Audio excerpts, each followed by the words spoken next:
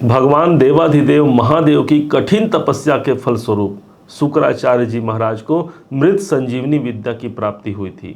और यही शुक्राचार्य जी महाराज जहाँ पर उपस्थित होते हैं उस स्थान पर हमेशा एक मृत संजीवनी की भांति वो स्थान कभी मर नहीं सकता, वो सदैव जागृति अवस्था में रहता है।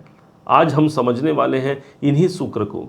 29 नवंबर सन 2023 से लेकर के 25 दिसंबर तक यही शुक्रदेव आपके भाग्य भाव पर उपस्थित रहेंगे। अभी अभी तो इन्होंने अपने नीच राशि कन्या राशि को छोड़ करके तुला राशि में प्रवेश किए हैं। जैसे ही 29 नवंबर को इनका प्रवेश होगा वैसे ही आपके भाग्य में एक नए संचार का आवरण आप देख सकते हैं, क्योंकि आपके जीवन में सदैव के लिए हमेशा के लिए यही शुक्र देवता आपके भाग्याधिपति बनते हैं, आपके भाग्येश बनते हैं।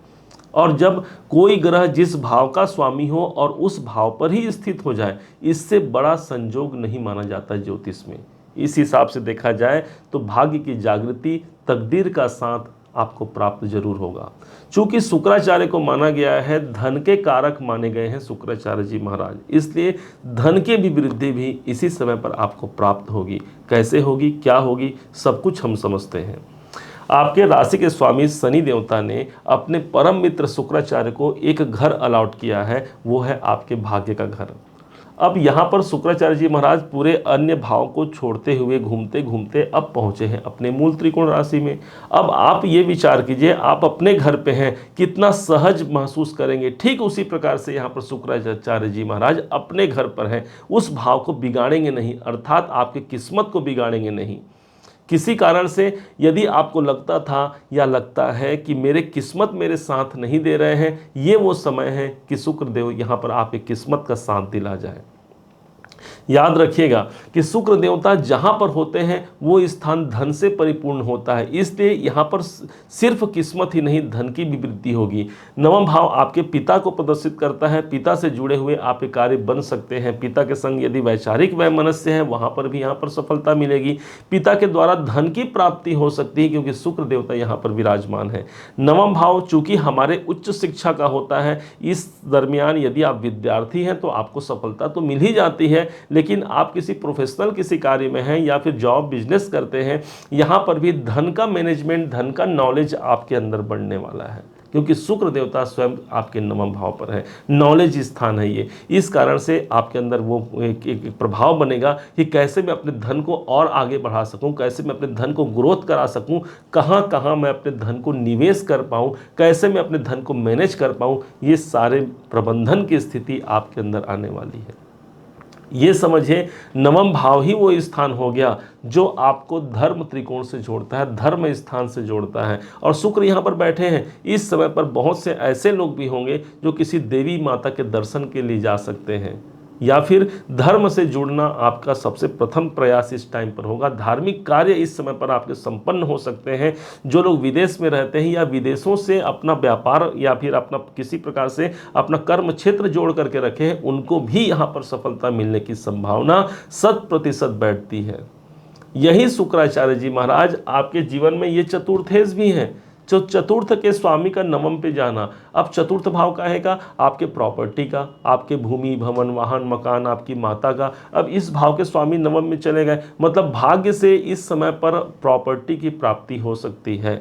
यदि पहले से प्रॉपर्टी संबंधी कोई विवाद चल रहा है, और ये समझिए कि अब भाग्य हमारे साथ है, क्योंकि भाग्याधिपति अपने घर पर बैठे हैं। दूसरे रूप से भाग्य का साथ तो मिल ही गया, अब भाग्य के कारक माने गए हैं देवगुरु बृहस्पति को। अब बृहस्पति की स्थिति कहाँ है, तो ठीक आपके तीसरे भाव पर देवगुरु बृहस्पति का गोचर अभी वर्तमान में चल रहा है।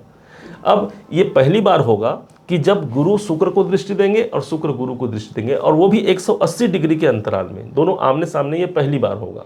तो इसमें होगा ये कि शुक्र देवता ने अपने देवगुरु बृहस्पति को दृष्टि दिया और देवगुरु बृहस्पति ने शुक्राचार्य को दृष्टि प्रदान किया। एक भाग्य के स्वामी है, ये भाग्य के कारक हैं, और एक धन के कारक है, दोनों का समावेश बन गया। इसके प्रभाव से होगा क्या, आपके पराक्रम में वृद्धि रहेगी, आपके साहस इस समय पर सबसे अधिक रहेंगे। और किस किस हेतु रहेंगे? मैं अपने भाग्य को कैसे आगे बढ़ा सकूं, मैं अपने परिश्रम के द्वारा कैसे अच्छा बना पाऊं। जो लोग सोशल सर्कल्स में जुड़े हुए हैं, जो लोग मीडिया से संबंधित कार्य करते हैं, उनके लिए ये बहुत अच्छा संबंध होगा। जो लोग संचार माध्यम का यूज़ करते हैं, इंटरनेट, मोबाइल इत्यादि का जो कार्य करते हैं, या इससे जुड़ा हुआ जिनका वर्क प्लेस है, वो सब इसमें सफलता पाने वाले हैं। या इस टाइम पर आप संचार माध्यमों के द्वारा इनकम प्राप्त कर सकते हैं। कोई भी आपका कार्य हो वहाँ पर आप देख सकते हैं। तीसरा घर भी हमारी यात्रा को प्रदर्शित करता है और नवम भाव भी कहीं ना कहीं हमारी यात्रा को प्रदर्शित करता है। इसलिए इस टाइम पर आपकी कोई यात्राएं हो सकती हैं, चाहे वो आपके व्यवसायिक यात्रा हो या फिर आपके फैमिली यात्रा हो। क्यों? क्योंकि आपका चतुर्थ भाव आपके फैमिली है, आपका परिवार है, तो इसलिए परिवार के साथ भी यात्राएं हो सकती हैं इस टाइम पर। पराक्रम भाव से देख रहे हैं देवगुरु बृहस्पति, और पराक्रम भाव को शुक्राचार्य जी देख रहे हैं। इस कारण से इस टाइम पर भाई बहनों से यदि कोई विवाद की स्थिति चल रही है, वहां पर कुछ अच्छा निकल के आ सकता है, या उनके लिए आप कुछ अच्छा करना चाहते हैं, ये प्रयास हो सकता है, या उनके द्वारा आपको सहयोग भी मिल सकता है। क्योंकि तीसरे भाव का जागृति होना कहीं ना कहीं भाई बहनों से आपको जोड़ेगा, या वहां से आपको इनकम भी निकाल करके देगा। अब कैसे इसी गोचर के दरमियान हम इससे बहुत ज़्यादा लाभ ले सकते हैं? ध्यान दीजिएगा, इसी शुक्राचार्य ने भगवान शिव की तपस्या की थी। इसलिए माना जाता है कि घी जो धृत होता है, जो घी होता है, गाय का घी यदि मिल जाए तो ज़्यादा अच्छा है। शिवलिंग पर, यदि घर पे शिवलिंग है तो अच्छी बात है, अन्यथा किसी मंदिर पे चले जाइए और शिवलिंग पर घी से अभिषेक कीजिए और मंत्र बोलिए ओम नमः शिवाय, और साथ ही साथ बोलिए ओम सुम शुक्राय नमः।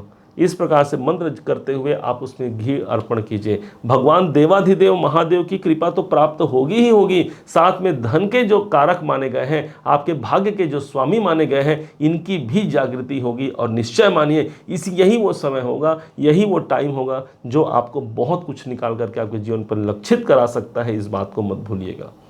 ध्यान दीजिएगा, विश्वासम फलदायकम कहा गया है शास्त्रों में। यदि आप विश्वास पूर्वक किसी कार्य को करते हैं तो उसका प्रमाण हमें विधाता जरूर प्रदान करता है। और इसी कारण से विश्वास के सहित आप ये कार्य कीजिए, भगवान शिवलिंग पर अर्पण कीजिए। यकीन मानिए बहुत कुछ निकल करके सामने आएगा। भगवान शंकर जी पर तो वैसे भी अभिषेक बहुत अच्छा माना गया है, किसी से भी अभिषेक कर सकते हैं, लेकिन घी से अभिषेक करना इस शुक्र के तत्व को रिप्रेजेंट करेगा, जिसके द्वारा भगवान शिव की कृपा तो मिल ही जाएगी। उम्मीद है आप सबने इसे समझा है, आप सबने इसे जाना है। यदि आपने इसे समझा है, जाना है, मेरे समझाने का प्रयास यदि आपको सार्थक लगा हो, मेरे समझाने का तरीका यदि आपको सार्थक लगा हो, तो हर बार की भांति इस बार भी अपना प्यार भरा लाइक और कमेंट करना कभी मत भूलिएगा। और हाँ, यदि अभी तक आपने चैनल को सब्सक्राइब नहीं किया है, सब्सक्राइब भी कीजिएगा। पुनः एक बार फिर आप सभी का दिवस बहुत मंगलमय हो, इन्हीं शुभकामनाओं के साथ। जय श्री